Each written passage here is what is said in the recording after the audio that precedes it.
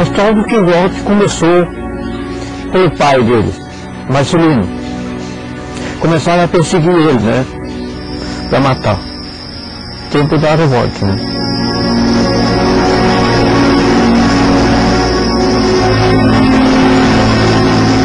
Tempo da revolução, o pessoal não facilitava muito.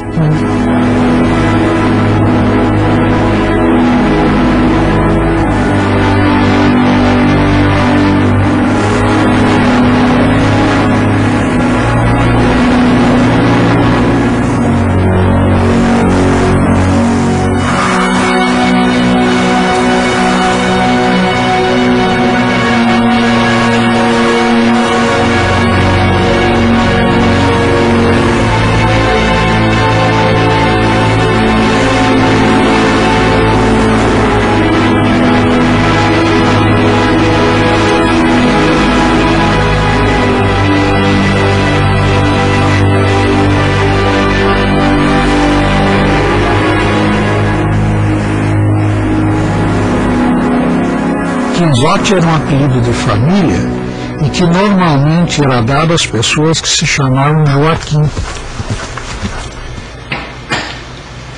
O Quinzote era filho do senhor Marcelino e da dona Méria. O pai dele era chimango, era governista no período do Balde de Medeiros.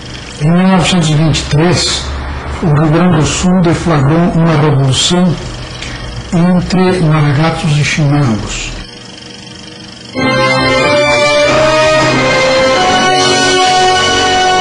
Neste local existiu a casa onde morou a família do Quinzote. O Major Marcelino, a esposa, a Amélia, os irmãos e ele, o Quinzote. Ainda existe no local um poço, algumas árvores frutíferas de época e um pouco da madeira da casa que foi transformada em um galpão. E a casa propriamente da época não existe mais, foi desmanchada. Mas o local era este.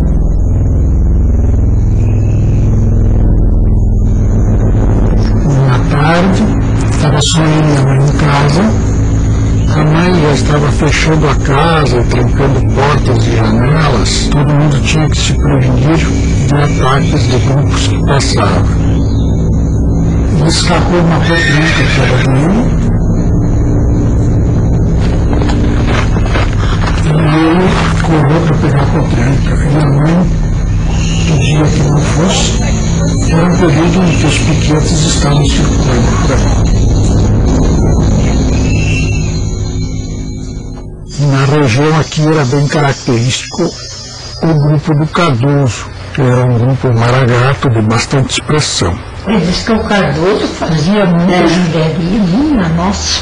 A inimizade entre o Cardoso e o Major Marcelino é uma inimizade decorrente das posições políticas de ambos.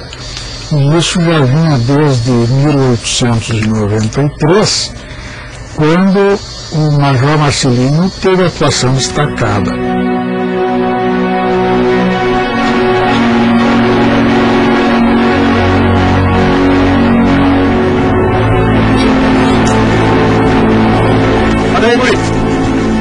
O Quinzote, filho do Major Marcelino? Sim. Então venha comigo.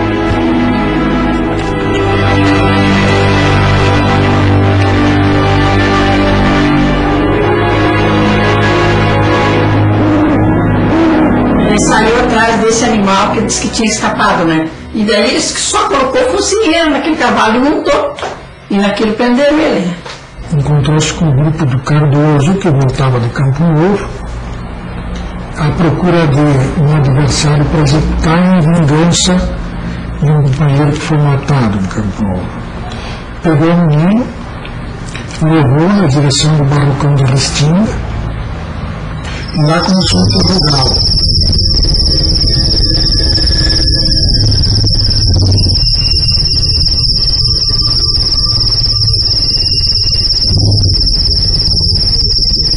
Teu pai, guri!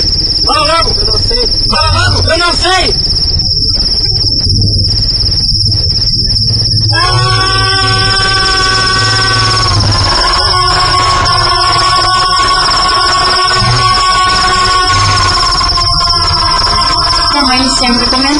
porque ele era um guri que foi matado na maior judiaria. Levaram lá para um barrocão, dentro do mato, né? E lá eles passaram a interrogá-lo com ameaças para saber onde estava o pai e os irmãos dele. Como o menino não contava, ou porque não sabia, ou porque não quis delatar o pai e os irmãos, eles cortaram os dedos do menino. A junta, de certo assim, né? Aí eles tentaram abafar os gritos, cortando o lã de um pelego e botando na boca do menino. Porque ele dava aqueles berros bem feios. Mesmo assim, o menino seguiu com gritos roucos, e já muito mal, e sangrando muito. Quando eles viram que não tiraram nada, então eles castraram o menino. Castraram ele vivo, e degolaram, o filho foi degolado, né? E jogaram num barrocão.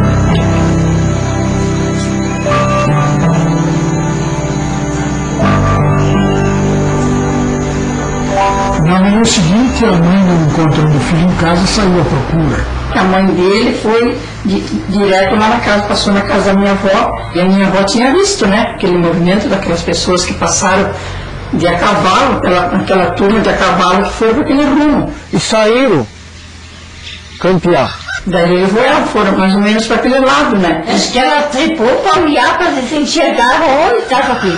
Acharam que o Zote, dentro do barrocão pichado, degolado e cortado, ensanguentado, tudo isso foi feito para ele, né? Ele foi pichado no barrocão, estava arruinado já, o homem mesmo, com mau cheiro, né?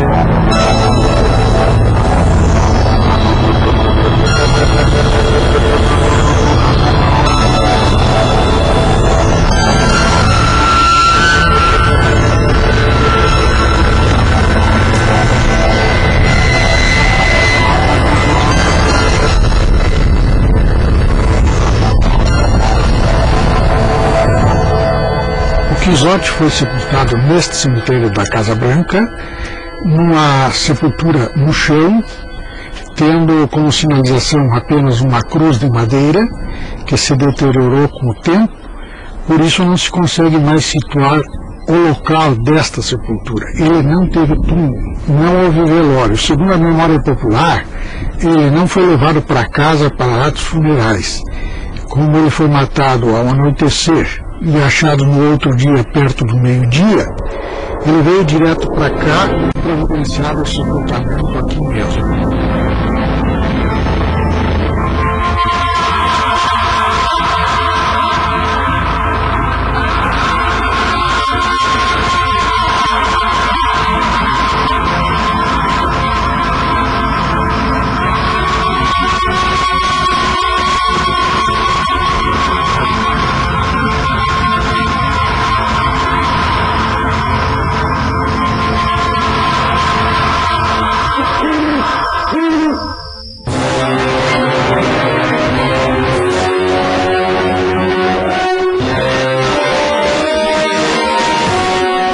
Teriam dito que teriam ouvido seus gritos, né, se alastrarem pelas coxilhas em direção à Palmeira das Missões. O grito começou logo que ele morreu. A gente ficava assim pensando aquele grito tão desusado que dava aquilo no ar que tinha. E a minha mãe dizia que era o finado Quinzote.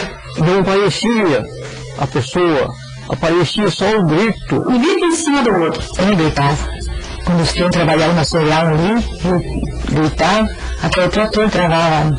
Porque vinha gemido, vinha grito e o trator não funcionava. E dava muito medo a gente escutar aqueles gritos. Ficou um assombro na estrada, onde o povo passava, pertinho da onde mataram ele. Isso teve uma força popular tão significativa que eles mudaram aquele trecho de estrada e passaram a abrir uma estrada para baixo, para não mais passarem ali. Eu tinha medo, daí a mãe dizia, fiquem aqui então, vamos rezar, vamos lá no quarto, vamos rezar. Daí você ia lá, né, tinha uma santinha, daí eu ia.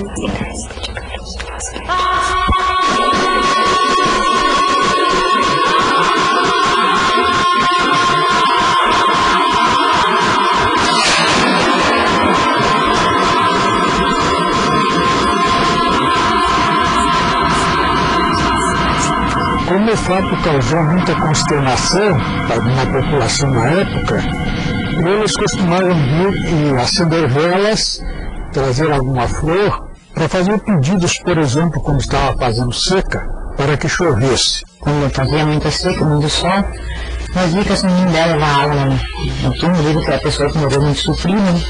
Então nós ia o grito, sempre gritando.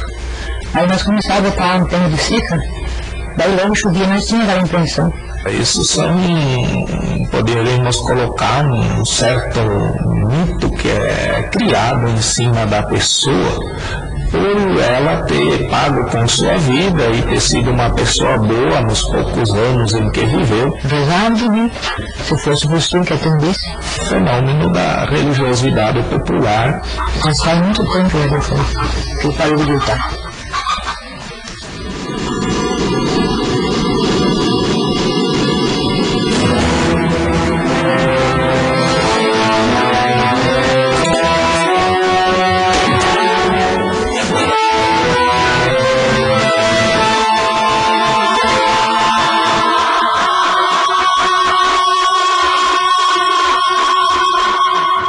O Quinzote não gritou mais porque tinha matado o Cardoso. Ali por 39 foi que ele parou de gritar. Os gritos do Quinzote eram pedidos de vingança.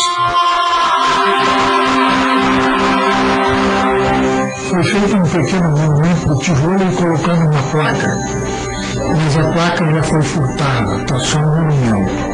E o que marca ainda o local, onde ele caiu e foi degolado. E disso, o que caracteriza hoje é que nasceu naquele local um pau de erva e ele ainda existe lá. Eu conhecia primeiro por ser uma história um pouco misteriosa. As pessoas comentam que é a história do município. O pai do Quinzote, ele saiu para entregar, minha irmã também saiu, então ficou só ele e a mãe dele numa casa. Ele foi na busca do seu cavalo, só no tranca, e encontrou os inimigos dele. Cardoso, assim, achou ele, né? Ele pediu onde estava o seu pai e seu irmão, ele quis contar. Então eles cortaram os seus pulsos, seus dedos, seus tornozelos e castraram. Ele tinha um grito, né? Que eu acho que sim, foi quando ele foi assassinado. Eram gritos sofridos, assim. Porque ele estava sentindo muita dor, então no momento ele estava gritando forte, assim, pedindo para socorro, que alguém ouvisse, para ir lá acudir ele enquanto havia tempo. Não sei, né? Mas eu acho que apesar de gritar tanto, não deu certo.